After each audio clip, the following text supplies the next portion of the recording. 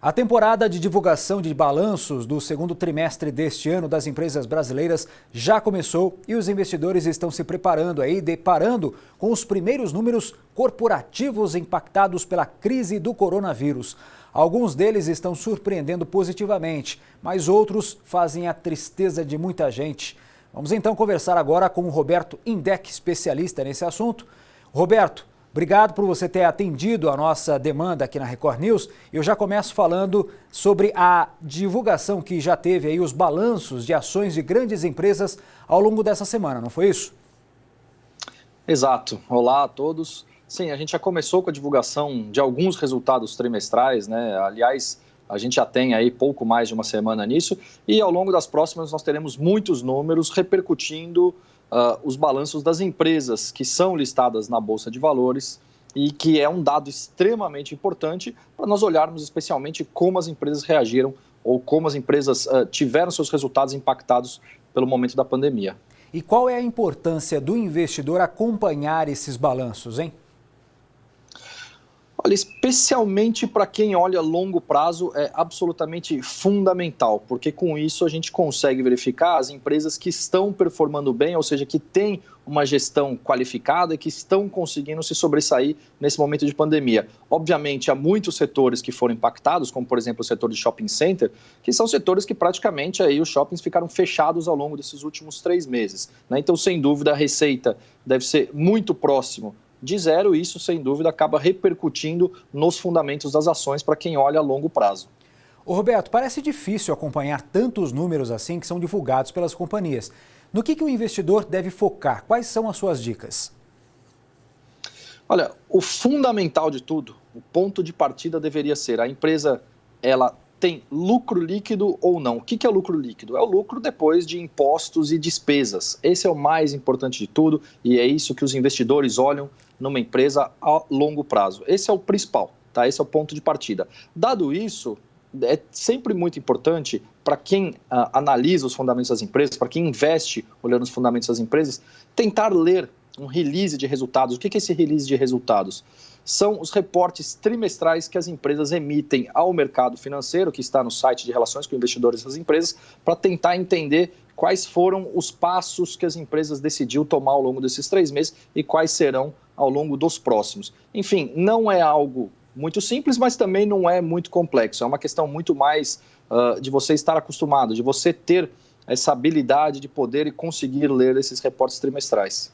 Agora, diante a esse cenário econômico por qual a gente passa, com a pandemia e tudo, dá para prever o que está ainda por vir nos próximos dias?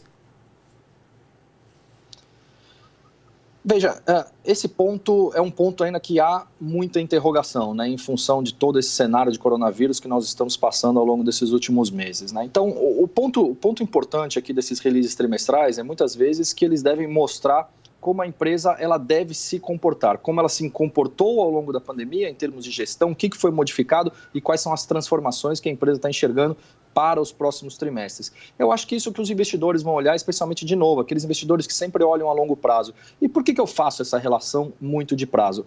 Porque a curto prazo, para quem está especulando muito na Bolsa de Valores, os números nem sempre são fundamentais de serem olhados. Agora, quem olha a longo prazo, especialmente gestores de fundos de investimento ou outros investidores, sejam eles na maneira que for, é muito importante vocês olhar esses números. Agora, como é que você avalia a importância da renda variável para o investidor? É uma opção segura nesta fase de crises econômicas? Isso pode afetar também a liquidez dessas ações?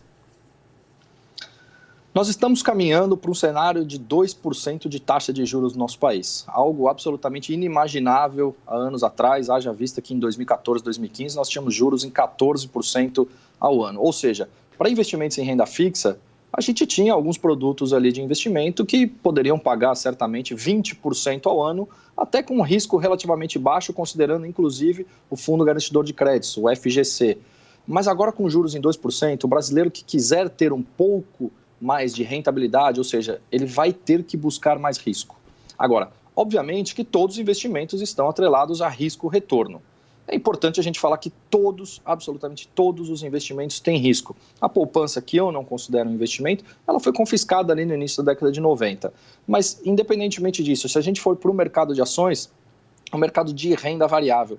É meio engraçado até a gente falar isso, mas as ações elas acabam variando muito, minuto a minuto, no mercado acionário. Então, portanto, o investidor ele precisa ficar bastante atento. Aquele que não tem tempo e nem tem interesse de ficar na frente da tela observando isso, são aqueles investidores de longo prazo que eles costumam olhar muito mais os fundamentos das empresas, o balanço, os números que são reportados trimestralmente. Agora, o especulador, ele olha muito mais aquele curtíssimo prazo. Então, por conta disso que a gente tem visto uma chegada muito forte de novos investidores na Bolsa de Valores, por conta desse cenário de juros e esse cenário transformacional pós-Covid.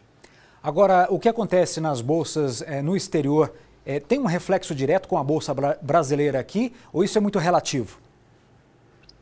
Isso é relativo. Em geral, ele acontecia, né? Mas ao longo dos últimos anos a gente vê que não tem um reflexo direto. Obviamente há uma correlação porque o mundo hoje ele é muito mais globalizado, né? Se a gente for pegar, por exemplo, o preço do minério de ferro, que é negociado na Ásia, a gente tem um impacto muito grande nas bolsas, especialmente na bolsa chinesa. E a bolsa chinesa ela fecha durante a madrugada, aqui pela manhã a gente abre, isso acaba repercutindo especialmente nas ações da Vale, da CSN, acabam repercutindo inclusive nas ações da Gerdau e da Uzi Minas, e são ações que têm um peso relevante no índice Bovespa, que conta, em geral, com cerca de 70 empresas, né? Muita gente acaba vendo esse tal de Bovespa com uma pontuação que a gente está acima de 100 mil pontos. Ele é um índice que ele conta, de novo, em geral, com cerca de 60, 70 empresas, e ele é remanejado a cada 4 meses. Isso é muito mais pela liquidez de negociação, ou seja, volume de negociação na Bolsa, mais o valor de mercado da empresa. Há uma ponderação para se chegar nesse índice. Tá certo, Roberto. Muito obrigado pela sua entrevista e até uma próxima. Eu que agradeço. Um abraço.